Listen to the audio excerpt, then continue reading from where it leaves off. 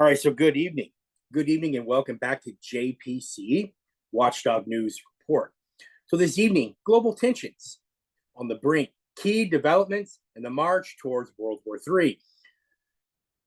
As global tensions continue to rise, critical developments are pushing the world closer to the edge of a large-scale conflict. From escalating military aid and advanced weaponry deals in Eastern Europe to intensifying disputes over resources in Africa and the Middle East, the international community is increasingly divided. This report will delve into the key events and strategic decisions shaping the path towards what many could fear be World War III. Tonight's episode is brought to us by our Father in Heaven. So let's continue in our talking points. So the world stands at a precarious juncture where the actions of individual nations, particularly in combat zones, are laying the groundwork for potential global confrontation. The U.S. nearing agreement to supply Ukraine and Joint Air-to-Surface Standoff Missiles is a prime example of how modern warfare evolves. These long-range missiles could enable Ukraine to strike deep to Russian territory, significantly altering the balance of power in the region. However, integrating these advanced systems with Ukraine's Soviet aircraft possesses technical challenges, potentially delaying their deployment. The decision, if finalized, will not only escalate the conflict in Ukraine, but could also provoke a broader military response from Russia, raising the specter of World War III. The U.S. has been cautious about such an escalation, aware that striking deep within Russian borders could lead to a broader war involving NATO and other global powers. In the Middle East, Israel's internal debates and external pressures further complicate the global situation. Benny Gantz criticism of Prime Minister Netanyahu's strategy in Gaza highlights the fragility of current ceasefire negotiations. Israel's focus on the Philadelphia corridor and broader strategic priorities underscores the persistent threat of regional conflicts spiraling into more significant global confrontations. Meanwhile, the tensions between Egypt and Ethiopia over Grand Ethiopian Resistance Dam, GERD, illustrate how resources disputes can ignite conflicts. Egypt's recent appeal to the United Nations Security Council reflects growing concerns over regional stability, as water security becomes a flashpoint in northern Africa. This involvement of the external powers, such as Egypt's military aid to Somalia, further inflames the situation, increasing the risk of a wider regional war that could draw in global powers. These developments underscore the importance of closely monitoring geopolitical dynamics, as localized conflicts and strategic decisions may very well contribute to the outbreak of World War III. The interconnectedness of these conflicts, whether through military aid, resource disputes, or political alliances, illustrate how a spark in one region could set off a chain reaction leading to a global catastrophe. As these tensions continue to simmer, the world must grapple with the possibility of a new devastating war on the scale not seen since the mid-20th century. Boom. Love it. So let's get into our report tonight. So there's not really much, just a report. So we're going to start out. We're going to talk about U.S. close to an agreement, right? So the U.S. is nearing an agreement to supply Ukraine with Joint Air-to-Surface Standoff Missiles, long-range cruise missiles capable of reaching deep into Russian territory as part of the opening. Expected announcement. The decision is anticipated to be announced in autumn, although technical and integration issues may delay delivery by several months. So here's the impact. It provided these weapon systems could significantly change the conflict dynamics by enabling Ukraine to strike Russian targets up to 300 kilometers inside Russian territory, including military bases and even supply depots. Challenges in integration.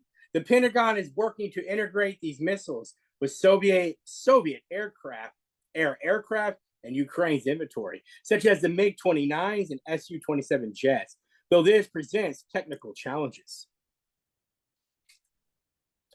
Stealth capabilities. These weapon systems are designed to be stealthy and can evade radar, making them difficult to intercept. They can also navigate complex routes to avoid air defenses. Range and payload. The older models of these weapon systems, the JASSMs, have a range of 230 miles, with newer versions reaching over 500 miles. Woo. Each missile carries a 1,000-pound warhead, but is not explicitly designed for penetrating bunkers. Concerns about escalation. The U.S. has been cautious about supplying such weapons due to fears that striking targets deep in Russia could escalate the conflict and provoke a broader war. I say so. Technical features. JASSMs use GPS navigations for guidance, with infrared seeker for precision targeting, making them highly accurate even under electronic warfare conditions. In other news, there's widespread criticism. Britain's decision to block 30 out of 350 arms export licenses to Israel has faced criticism from multiple sides, including British politicians, Jewish groups, and human rights advocates. Limited impact. Critics argue the move is to limit it. The critics argue the move is too limited and insignificant to address the broader concerns about Israel's actions in Gaza, as Britain continues to allow other military exports, including components for F-35 jets. Here's some diplomatic strengths.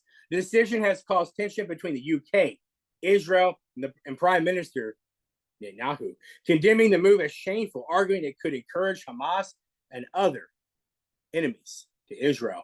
Domestic tensions. The move highlights the difficulty faced by Prime Minister Keir Starmer's government in balancing domestic tensions between pro-Israel and pro-Palestinian groups, as well as responding to public opinion, which primarily supports ending arms sales to Israel.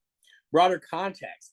The decision is part of a wider shift in Britain's approach to Israel, including recent actions like dropping objections to an international criminal court warrant for Netanyahu and restoring funding to the UNRWA and UN Palestinian Refuge Agency.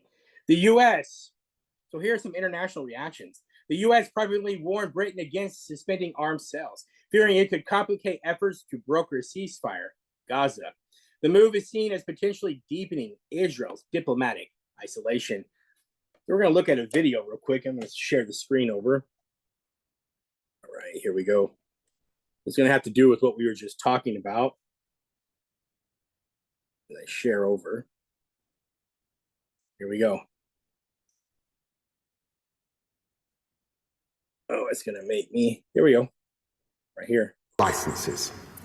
Criteria 2C of the Strategic Export Licensing Criteria states that the government will not issue export licenses if there is a clear risk that the items might be used to commit or facilitate serious violations of international humanitarian law. It is with regret that I inform the House today the assessment I have received leaves me unable to conclude anything other than that for certain UK arms exports to Israel, there does exist a clear risk that might be used to commit or facilitate a serious violation of international humanitarian law. I have informed my Right Honourable friend, the Business and Trade Secretary, and he is therefore today announcing the suspension of around 30 from a total of approximately 350 to Israel as required under the Export Controls Act. These include equipment that we assess is for use in the current conflict in Gaza, such as important components which go into military aircraft, including fighter aircraft, helicopters and drones, as well as items which facilitate ground targeting. For transparency, this government is publishing a summary of our assessment.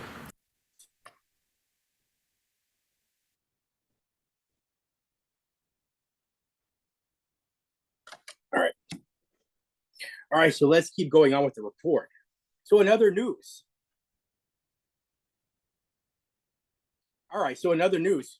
Poland's duty to defend. So the Polish foreign minister stated that Poland, along with other NATO members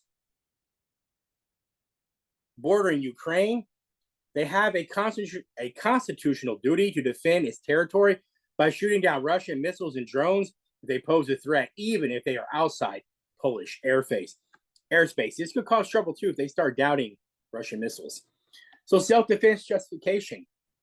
The Polish foreign minister argued that intercepting missiles on course to enter Polish airspace to prevent potential harm from debris would be legitimate self-defense, improvising the country's right to protect itself. NATO coordination.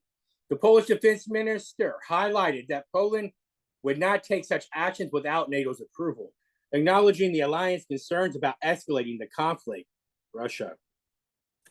NATO's caution. NATO's Deputy Secretary General reiterated the importance of avoiding escalation, stressing that any actions taken by member states are carefully coordinated within the alliance to prevent broader conflict. Russian response. Russia criticized Poland's stance, with Foreign Ministry spokeswoman Maria Zakharova accusing Warsaw of trying to fuel the conflict and suggesting that Poland's ultimate goal might be to reclaim territories in Western Ukraine that were Polish before World War II. So that's an interesting point, right? That Russia just made. Right? Ongoing air threats. So Poland has frequently scrambled its air force in response to Russian missile strikes near its borders, underscoring the ongoing risk of stray missiles or drones entering Polish territory, as seen in a deadly incident in November of 2022, when a Ukrainian air defense missile killed 2 Polish civilians. So in other news, a UN complaint has been filed, right? So Egypt has complained to the United Nations Security Council, UNSC, accusing Ethiopia of endangering regional stability through unilateral actions related to GERD project on the Nile River. Dispute over GERD. The GERD, located on the Blue Nile, is a massive hydroelectric dam that has been under construction since 2011. Egypt, Ethiopia, and Sudan have been at odds over its impact on downstream water flows. The Blue Nile provides 90% of Egypt's water supply. Ethiopia's 5th filing phase. The complaint follows Ethiopian Prime Minister's announcement of the 5th phase of filing the dam without consulting downstream countries, particularly Egypt, which Cairo has labeled unacceptable and a violation of international agreements. International law violations. Egypt claims that Ethiopia's actions breached the GERD Declaration of Principles signed back in 2015 and the UNSC's presidential statement of September of 2021, which emphasized the need for cooperative negotiations. Stalled negotiations. Egypt argues that it has engaged in good faith negotiations for 13 years, but accuses Ethiopia of using the talks to delay while establishing facts on the ground, thereby undermining the negotiation process. Broader regional tensions. The complaint comes amid rising tensions between Egypt and Ethiopia, exacerbated by Cairo's support for Somalia in its dispute with Ethiopia over Red Sea access deal. This includes a controversial agreement between Ethiopia and Somaliland, which Egypt opposes. Military aid to Somalia.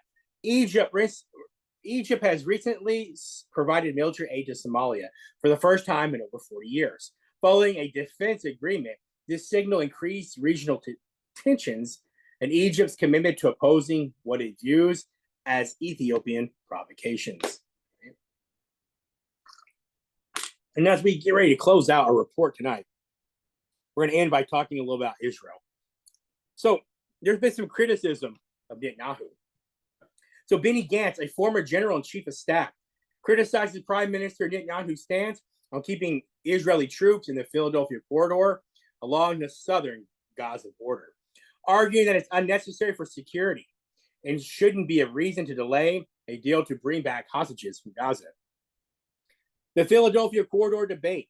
Gantz contended that while the Philadelphia corridor is essential for preventing weapons weapon smuggling into Gaza. Maintaining troops there would only make them sitting ducks. It would not stop the construction of tunnels by Hamas. Interesting point.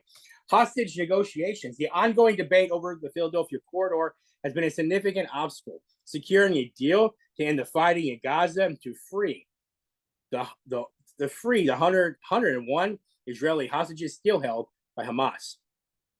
Gantz urged an agreement to be made in stages or all at once.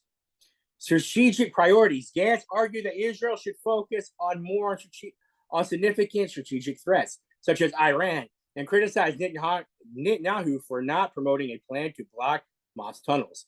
He also called for new elections, suggesting that Netanyahu cannot withstand international pressures. Protest and public statement. We're going to see a few videos. Thousands of Israelis protested in Tel Aviv for the third consecutive day, supporting a deal to return the hostages. Here's the response by Netanyahu. Netanyahu responded by defending his decisions, stating that since Gantz and his party left the government, Israel has made significant military gains, including the elimination of critical Hamas and Hezbollah leaders and seizure of the Philadelphia corridor. He advised Gantz not to interfere with ongoing efforts. So I'm going to share the screen over, and we're going to watch just a few videos. They're not very long. What's going on in Israel, and then we're going to get out of here. And that is tonight's report. Hope you've all enjoyed tonight's report. All right, so here we go. So we're going to go this way. So here, now, the failure to retrieve the hostages.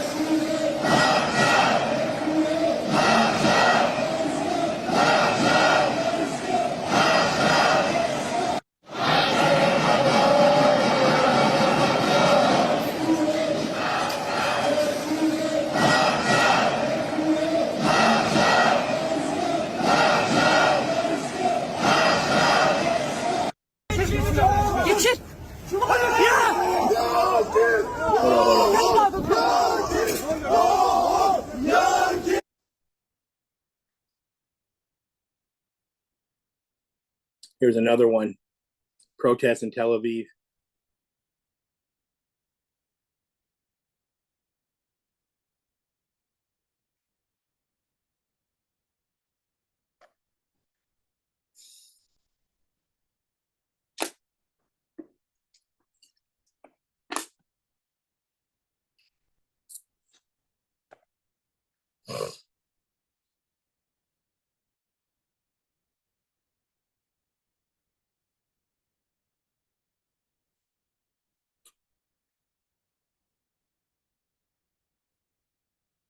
All right, so this is going to do it for this evening. Thank you all again for following.